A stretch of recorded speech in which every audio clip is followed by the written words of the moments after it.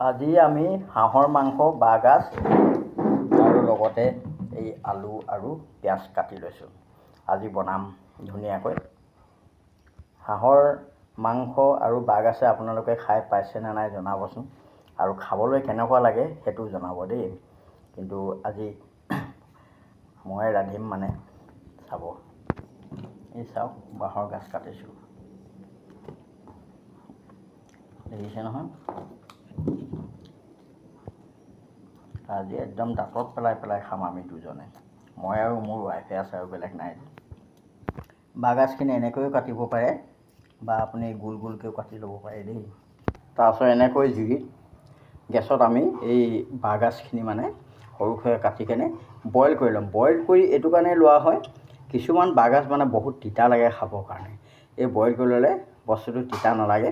তিতা পানীখিনি আমি উলিয়াই দিম। মাংসত দিবৰ কাৰণে পিঁয়াজ কাটিছোঁ। ৰচুন, আদা আমি এনেকৈ পিচি লওঁ দেই, কাৰণ মিক্সিত মাৰিলে ভাল নালাগে খাবলৈ, কিন্তু এনেকৈ পিচিলে মানে খুব সুন্দৰ লাগে খাবৰ কাৰণে। এয়া জিৰা মছলা, ধনিয়া গুড়ি দিয়া হৈছে। এয়া হালধি দিছোঁ, অকণমান পানী দি এতিয়া আমি গুলি দিম। এইখিনি ধুনীয়াকৈ ফিটিম। ফিটিছে কিন্তু মোৰ মানুহগৰাকীয়ে দেই, মই কৰা নাই কিন্তু। এয়া বাঁহৰ গাজখিনি আমি বইল কৰি তেল দিছোঁ, পিঁয়াজ দিছোঁ।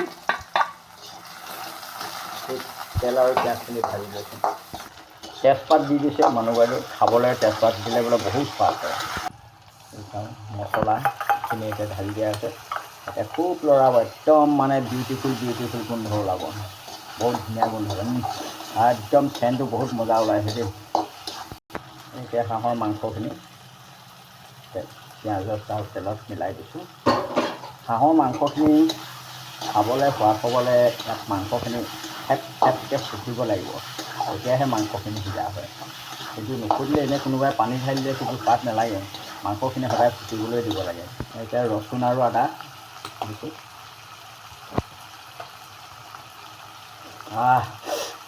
ইমান ধুনীয়া গোন্ধ আহিছে নহয়, একদম খাওঁ খাওঁ লাগিয়ে গ'ল।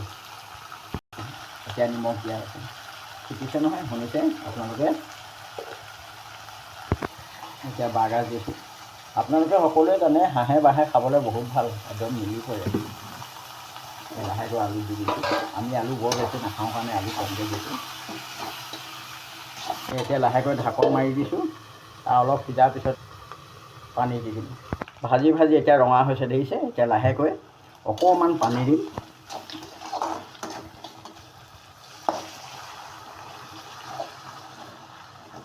অকণমান পানী দিছোঁ।